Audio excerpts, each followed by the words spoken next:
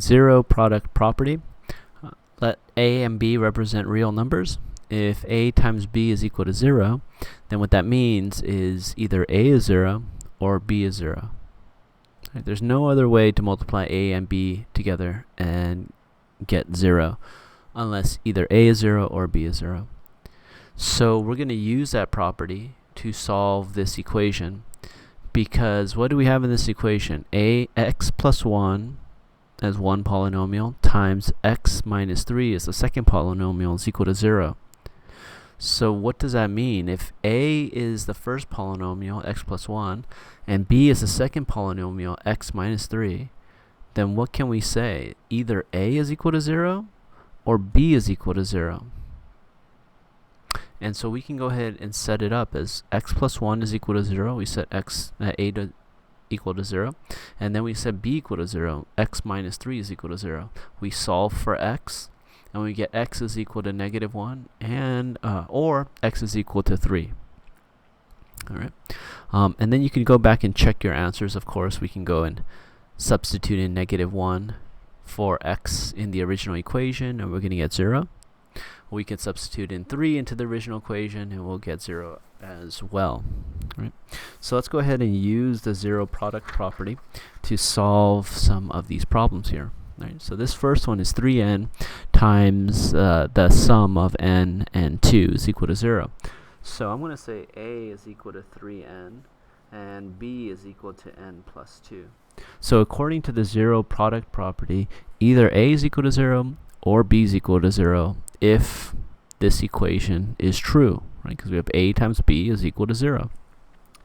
So what can I do? I can go ahead and set a equal to 0. So I'm going to say 3n is equal to 0. And I'm also going to set b equal to 0. So I'm going to say n plus 2 is equal to 0. All right. Set a equal to 0. 3n equals 0. Set b equal to 0. n plus 2 is equal to 0. Now solve for n in both of them. So I'm going to divide by 3 on both sides, and I'll get n is equal to 0.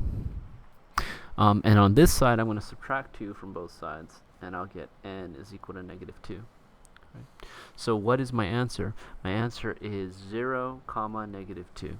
And how do we read that? That's n is equal to either 0 or negative 2. All right, let's go and try number 9.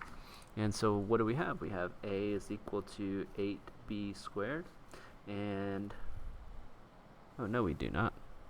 We want to first factor out a greatest common factor, right? So 8 is the greatest common factor between 8 and 40.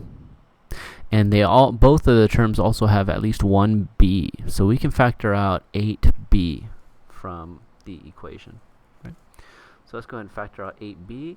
And that leaves us with a b. Right? If we factor out the 8 and a b, that leaves us with ab.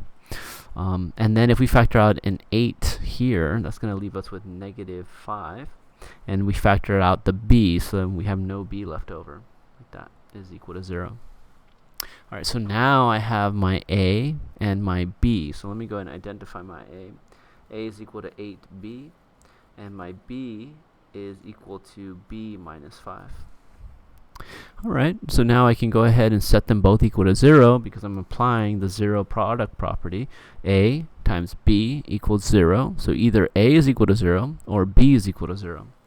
I'm going to say 8b is equal to 0, and I'm going to say b minus 5 is equal to 0. And so I'm going to solve for b in both of them. So let's divide by 8 on one side, and we'll get b is equal to 0.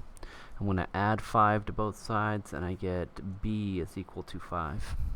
So how do I write my answer? It's b is equal to 0 or 5. 0, 5.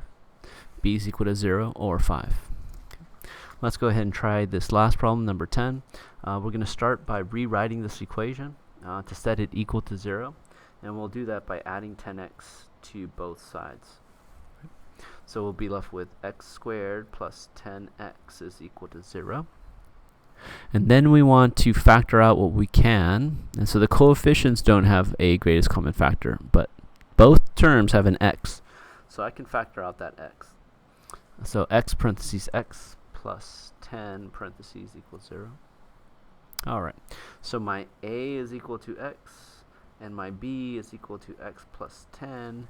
And since we have a times b is equal to 0, I can set a equal to 0 and b equal to 0 to figure out what my answer is, right? So I'm going to say x equal to 0 on one side, and I'm going to say x plus 10 is equal to 0 on the other side.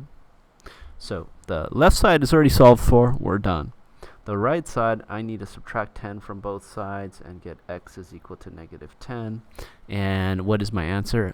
X is equal to 0 or negative 10. And I'm going to write it like this.